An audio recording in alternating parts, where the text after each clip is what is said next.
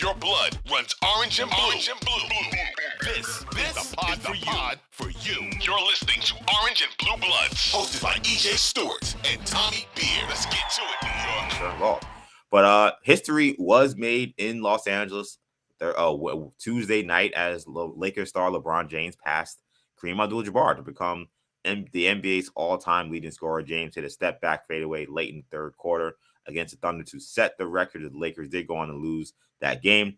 James was overcome with emotion after scoring the bucket to pass Kareem. His family joined him on the floor. It was a really nice scene in Los Angeles. Kareem, who was sitting along the baseline, also shared a moment with LeBron James on the floor. Yeah, there was a video montage of his career and people saying congrats to LeBron for the big night. So the NBA scoring leader of all time now is LeBron James. How significant do you feel it is for LeBron to be holding this record?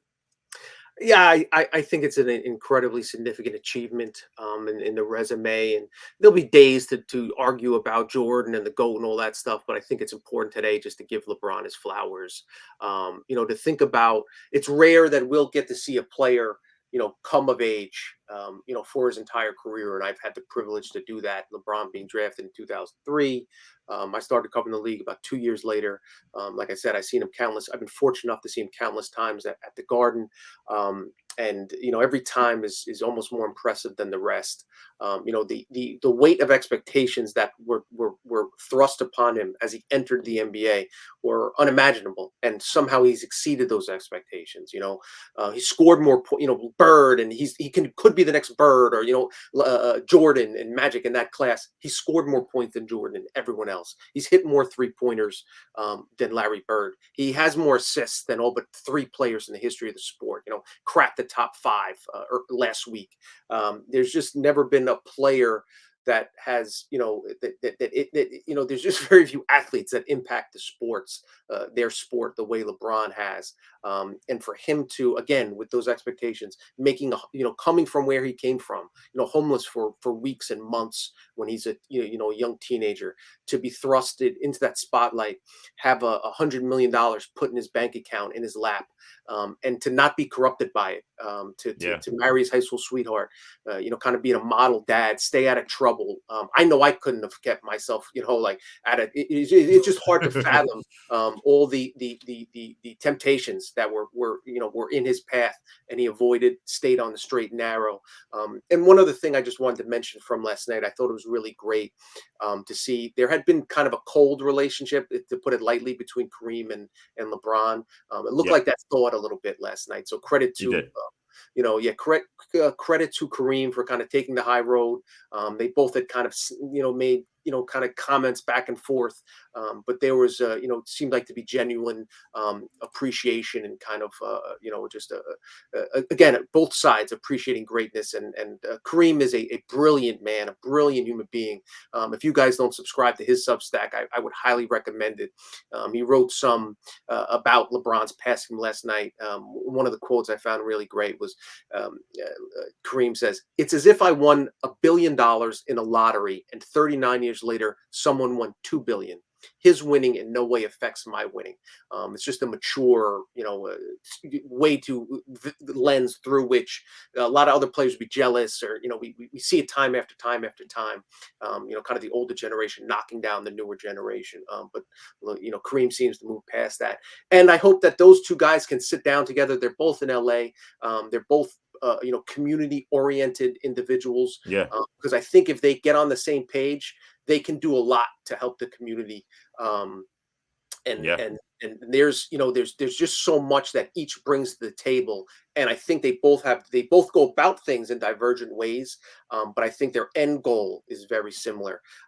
So I hope that they can kind of have a sit down now that maybe this pressure has been relieved or whatever, and kind of use their forces together, combine their intelligence and their empathy and their kindness and their generosity and their charity, because paired together, that's a really, really dynamic duo, and I hope we get to see it in the near future. Yeah, I echo a lot of those sentiments. It was funny. People kept talking about how Kareem didn't look as pleased that LeBron was scoring those points. I think you got to give him some grace. I mean, like, I'll be honest, if I had a record for 40 years and I knew it was about to be broken, I would not be happy.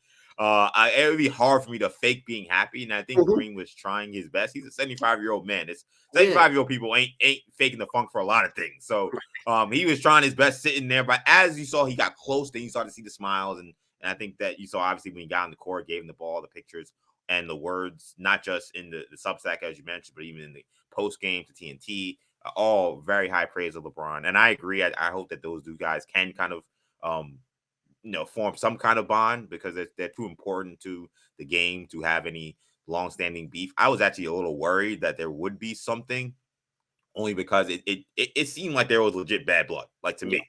Yeah. Like, the way, like, and I don't know if necessarily, I think Kareem was picking on LeBron, but I think LeBron had said some stupid things that deserved criticism. Now, I think Kareem he took no qualms with saying, "Hey, I'm gonna take this shot now, knowing that this is gonna be the guy that's gonna break my record." But Yep. and then some of the stuff LeBron saying, "I don't care about Kareem," when they asked him earlier in the season about breaking the record. So it was great to see that seemed to be put aside for last night, and there was no drama involved with that, other than some weird Kareem memes of him sitting on the sidelines. It was awesome. Like, I tweeted it yesterday. Like, to me, it's LeBron, Kareem, Serena Williams, and Tiger Woods. Those are the only athletes, I think, in sports history, at least in North American sports history. And maybe Wayne Gretzky. I don't know what his hype was, because I wasn't alive during that time. I'm not close to hockey, but you can say those guys had immense amounts of hype, that they would maybe be the greatest to ever play in their sports. And you can say that those gentlemen and women in Serena Williams, they reached that goal. They essentially lived up to immense, unimaginable hype. Like, people forget, like, Kareem Abdul-Jabbar, when he was in high school, people said that this was probably the greatest basketball player who ever lived in high school. Like, I know it's the 60s, so people maybe don't understand quite how much hype there was around Kareem when he was Lou Alcindor playing at Power Memorial in Harlem in New York City. But, like, he was a New York basketball legend as a 15-year-old. So the fact that LeBron is passing him, I think also there's that significance too, because these are two child prodigies that now are 1 and 2 in the rankings. And I think LeBron, in some ways, he's a perfect person to have this record. Like, I'm a big wrestling fan, so I always think of things in a wrestling mindset. And to me, if this was like Vince McMahon booking the history of the NBA, like, if he had to pick one athlete to pass Kareem for this record, like, LeBron absolutely would have been the choice. Again, like, you talked about being on the straight and narrow, we talked about being a great community advocate, being just a good man overall. Tommy's like, I would have been in the streets if I was LeBron James. I would have been in these streets. I like Tommy's like, don't give me that money in that. I would have been a whole different story. So the fact that, like, LeBron has been a class guy for pretty much his entire career, that he's played the game the right way. Yes.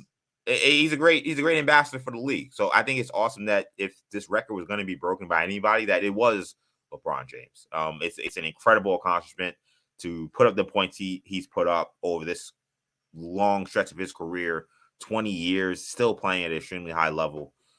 I didn't think this record would ever be broken, because I'm a basketball. I don't want to say I'm a basketball historian, but, like, I love the history of the game. So I would pour over Kareem's stats, just looking at the longevity and how long he played. And I look at these numbers, I'm just like, there's just no way anybody could play that long, that late in their career, and still be effective. And LeBron, the fact that he was able to do that, you can't say enough of it, just about how awesome and amazing he's been. So major congrats to LeBron James. And he's still averaging 30 points a I game know. this year. We know he's going to Yeah. be playing until the son comes into the league. I mean, that's the thing. He made a commitment early on. Like, so many great players, and like Kobe talked about how you maximize your talent. Like, there's been, so many talented players in the NBA, from Isaiah Ryder to all the Baby Jordan and all the other guys Yeah. that just, had an immense amount of talent. And, sometimes it's, their knee blows out or their Achilles Yeah. pop, like, Yeah. just things out of their control. But when you prepare and treat, and you take as serious longevity as LeBron has, it pays dividends down the road.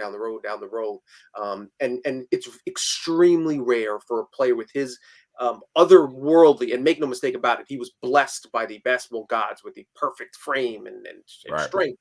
combination of size and athleticism. But his basketball IQ has always been the most impressive thing to me. The way he makes the right play. For the longest time, the criticism against LeBron was he wouldn't shoot in the close. Yeah. He passed the Danielle Marshall in the corner when that was the right basketball play. Yeah. It just always impressed me that he didn't feel pressured by others to try to score too many. And so to see him being recognized as and that's something for the rest of his life, he'll be introduced as the leading scorer in the NBA, a 4-time champion. It's so much credit to him and the work that he put in, and proof that if you approach the game the right way and you love her, she'll love you back. And it was just really cool to see. And I think just for the next generation, the kids growing up who love this game the way you and I do, like, I think it would be great to also say, hey, the guy who has the most points in NBA history, he was a guy that did make the right pass all the time. Yeah. He's a guy that's also top 4 or 5 in assists, or he's going to finish top 4 or 5 in assists. Like, he's a model citizen. He's a guy who's a team guy. Like, not to say that if it was Kobe or Jordan or somebody that would be any different, but right. Like, I think to me, if you're a youth coach in anywhere in America, like, this is the best thing you could tell any young player that's coming up, saying, hey, the guy who scored the most points ever, that guy always made the right pass. That guy always made the right play. That guy was always a good teammate. Like, what more could you ask for? Like, I remember we talked about LeBron's, coming up. Like, I wanted to tell the story. I kind of forgot. Like, I was playing basketball at Riverside Church, playing AU ball. I'm like 10 years old. Tobias Harris is on the team. Like, this, like, it was, a real serious thing. We have a practice, and we in practice, and, usually it was in a drive home to Queens where, my parents and we were living, and all the parents were like, hey, are you guys going to New Jersey? And we were like, what's in New Jersey? Why would we be going to New Jersey? They're like, oh, this 16, 17-year-old kid is high school junior, LeBron James, is playing in the primetime shootout in New Jersey.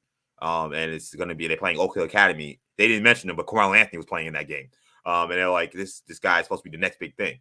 And, my dad, who loves basketball too, is kind of like interested because he loves basketball. He's like, I'm not going to New Jersey for high school kid. Like, well, I mean, that's very interesting that this guy is the next big thing. He was kind of intrigued, but right. The idea that, he's being told by Tobias Harris's dad, hey, we're going to see LeBron James now. You guys should come at 16 years old. And that now I'm talking about this guy on the podcast being the all-time NBA leading scorer.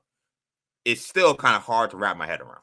And to your point, to your dad's point, like there was a new next guy every year, every year. Yep. If it was DeJuan Wagner or Lenny Cook or whoever was, Felipe Lopez, all these guys were going to be that next guy, and none of them ever pan out. Some of them are pretty good. Some of them are even make it to the NBA. Some of them are all-stars in the NBA. Yeah. But no one is ever lives up to the hype, and LeBron had more hype than anybody, and somehow he exceeded it.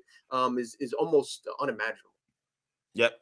Big congrats to LeBron James. Also, as we head out here, I want to give a shout out to Jericho Sims. It got completely lost in the sauce because the news came out right as LeBron was breaking the record that he will be in the slam dunk contest. So congrats to Jericho Sims. Hopefully he can keep the slam dunk championship in New York. Obi Toppin won last year in a championship that a lot of people didn't really like, but hopefully this dunk contest will be much better, and that Jericho Sims will do a great job. He's replacing Shaedon Sharpe, who has backed out of his commitment. I don't know if he's hurt or what the deal is, but he's not going to be in it. And also shout out to Jalen Brunson, who will be getting his jersey retired at Villanova. Our producer, James, who works at Villanova basketball, will be there. Brunson did talk about this. So I do want to play Jalen Brunson talking about the honor of being having his number retired by Villanova. Very excited, honoring experience. It's pretty crazy. I don't really have anything to say besides the fact that I didn't really go to Villanova to get my jersey retired. I went there to be a part of something special, and they returned the favor and more. So from the basketball side to the rest of the sports to the academic side, everything, and at all facets of Villanova, it's been special.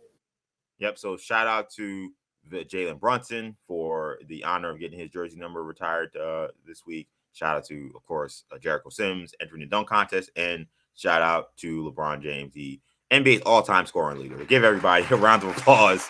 Everybody getting honored this week here on the Orange and Blue Bloods podcast. But that's going to do it for this episode.